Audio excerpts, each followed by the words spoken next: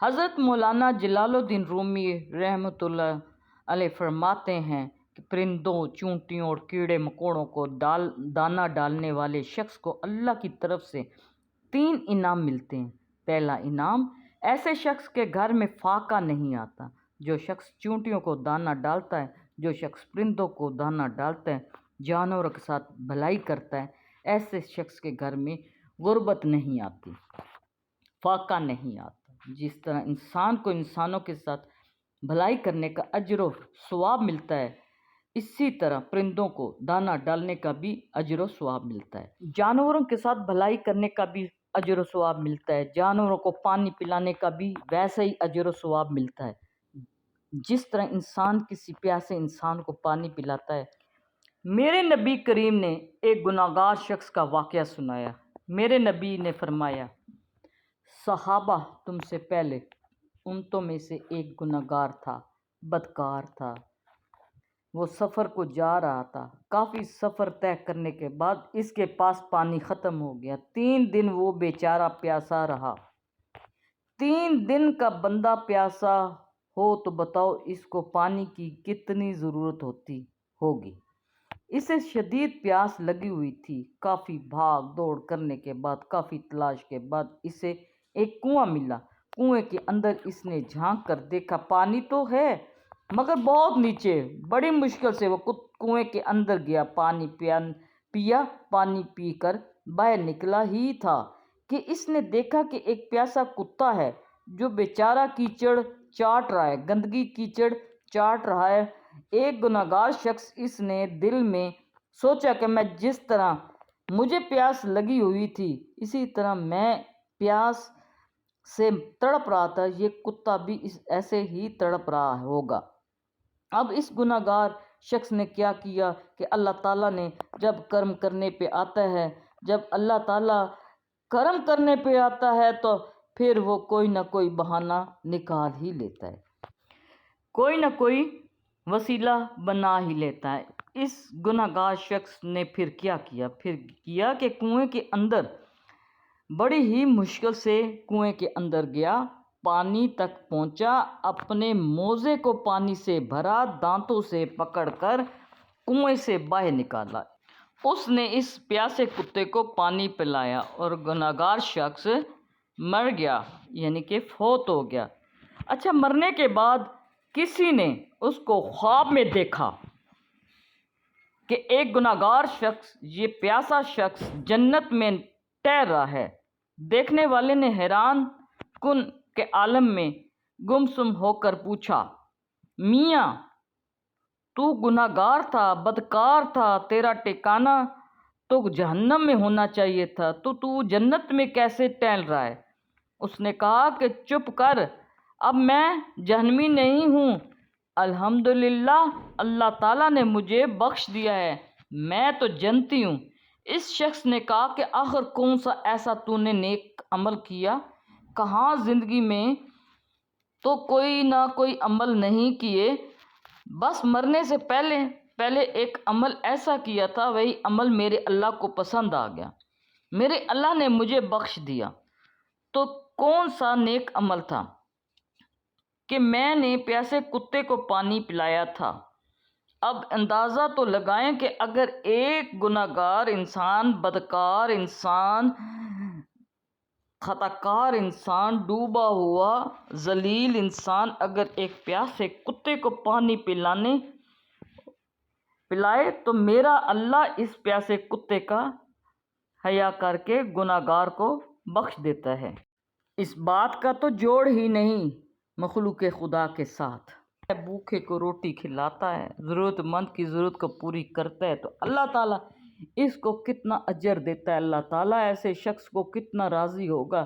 میں تو بار بار کہتی ہوں، عبادت مقام تک نہیں پہنچاتی جہاں کسی کی خدمت پہنچاتی ہے، جہاں غریب کو دی ہوئی روٹی پہنچاتی ہے، ضرورت مند کی ضرورت پوری کرنے والی عادت پہنچاتی ہے، عبادات اس مقام تک نہیں پہنچتی جہاں غریب کی خدمت پہنچاتی ہے۔ میرے نبی کریم نے فرمایا کہ بخشش وہی عمل میرے اللہ کو اتنا پسند آیا کہ پیاسے کتے کا حیا کر کے میرے اللہ نے اس گناہگار کے تمام گناہوں کو بخش دیا۔ اب ایک دوسری حدیث میں تصویر کا دوسرا رخ میں بیان کرتی ہوں۔ میرے نبی کریم نے فرمایا ہے کہ بنی اسرائیل میں ایک خاتون تھی جو خود کو اللہ کے سامنے بڑی ہی مقبول ترین خاتون سمجھتی تھی۔ عورتیں بھی یہی سمجھتی تھی کہ یہ اللہ کی نیک ہے، اور خاتون نے گھر میں بلی پال رکھی تھی۔ بلی کو گھر میں بند رکھا تھا۔ وہ کم بخت اس بلی کی خوراک کا بندوبست نہ کر سکیں۔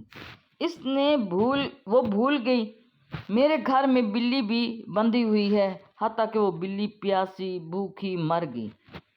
یہ عمل میرے اللہ کو اتنا ناپسند تھا کہ مرنے کے بعد میرے اللہ نے اس خاتون کے تمام نیکیوں کو اس کے منہ پر مار دیا اور اس کی ساری نیکیاں ختم کر دیں۔ اس بلی کے مرنے کے جرم کی وجہ سے اسے جہنم میں ڈال دیا۔ شہزادی رحمۃ اللہ علیہ ایک واقعہ بیان کرتے ہیں کہ کہتے ہیں کہ ایک گناہگار شخص تھا، وہ فوت ہو گیا۔ اس کے عزیز و اقارب نے اس کو غسل دیا، جنازہ پڑھا اور اس کی تدفین کرنے کے بعد سارے گھر آئے۔ کسی نے خواب میں دیکھا کہ وہ شخص قبر کے اندر خوشحال بیٹھا ہوا ہے، جیسے کہ میرے نبی نے فرمایا ہے کہ قبر آخرت کی منزلوں میں سے پہلی منزل ہے۔ اگر یہاں نجات مل گئی تو بعد کے سارے مراحل آسان ہو جائیں گے، اگر یہاں نجات نہ ملی تو بعد کے سارے مراحل دشوار ہو جائیں گے۔ قبر سے نجات پا کر وہ شخص خوشحال قبر کے اندر بیٹھا، لیکن والد نے کہا کہ وہ گناہگار تھا تو روتا نظر آتا، تو خوشحال کیوں بیٹھا ہے؟ کہا، میاں قبر تو آخرت کی منزلوں میں سے پہلی منزل تھی، الحمدللہ اس منزل میں تو میں کامیاب ہوا ہوں۔ اس قبر سے مجھے کامیابی ملی ہے، آگے بھی انشاءاللہ اللہ تعالیٰ ضرور کامیاب کریں گے۔ اس نے کہا کہ آخر کون سا ایسا نیک عمل کیا تو نے؟ اس نے کہا کہ میں نے تو کوئی نیک عمل نہیں کیا تھا، میری اولاد نے، عزیز و اقارب نے جب مجھے دفن کیا، میری تدفین کی، بعد میں میری اوپر مٹی ڈال دی، خاک انڈیل دی، میرے ایک بچے نے گندم اناج کے کچھ دانے اٹھائے میری قبر کے اوپر پھینک دیے، اور سارے لوگ واپس چلے گئے۔ پرندے آئے، ایک ایک دانہ اٹھائے، اور ان میں سے ایک پرندہ ایسا تھا جو سخت بھوکا تھا، اور اس پرندے نے ایک دانہ اٹھایا، منہ میں لیا اور کہتے ہوئے اڑ گیا، مالک جس مقصد کے لیے لوگوں نے یہاں دانے پھینکے ہیں اس کا وہ مقصد پورا ہو جائے، جبکہ میرے بچے نے اس مقصد کے لیے میری قبر کے اوپر دانے ڈالے تھے کہ چرند پرند کیڑے مکوڑے کھائیں گے، اور یہ میرے باپ کے لیے صدقہ جاریہ بن جائے گا، اور اسی عمل کی وجہ سے اللہ تعالیٰ میرے باپ کو بخشش دے گا۔ میرے نام پر میرے بیٹے نے بھوکے پرندوں کو ایک دانہ ڈالا ہے، بس اسی دانے کے صدقے سے اللہ تعالیٰ نے مجھے قبر سے نجات دلائی، اللہ نے مجھے قبر کے عذاب سے بچا لیا۔ ایک شخص دانے کے صدقے اللہ تعالیٰ نے مجھے قبر کے کیڑوں سے بچا لیا۔ حضرت مولانا جلال الدین رومی رحمۃ اللہ علیہ فرماتے ہیں، چیونٹیوں، چرند پرند کیڑے مکوڑوں کو دانے ڈالنے کے والے شخص کو اللہ کی طرف سے 3 انعام ملتے ہیں۔ نمبر 1، اس کے گھر میں کبھی فاقہ نہیں آتا، اس کے گھر میں غربت نہیں آتی، غربت کے جنازے نکل جاتے ہیں، امیری عروج پر آ جاتی ہے۔ نمبر 2، ایسے شخص کے رزق میں اللہ تعالیٰ برکتیں ڈال دیتا ہے۔ نمبر 3، حلال رزق ایسے بندے کو ایسے تلاش کرتا ہے جیسے مرنے والے کو موت تلاش کرتی ہے۔ حضرت مولانا جلال الدین رومی کی طرف سے منسوب یہ بات کی ہے کہ جانوروں، پرندوں اور کیڑے مکوڑوں کو دانہ ڈالنے سے اللہ تعالیٰ 3 انعام دیتا ہے۔ یہ ایک روحانی نصیحت کے طور پر بیان کی جاتی ہے، جس کا خلاصہ آپ کو بتایا ہے۔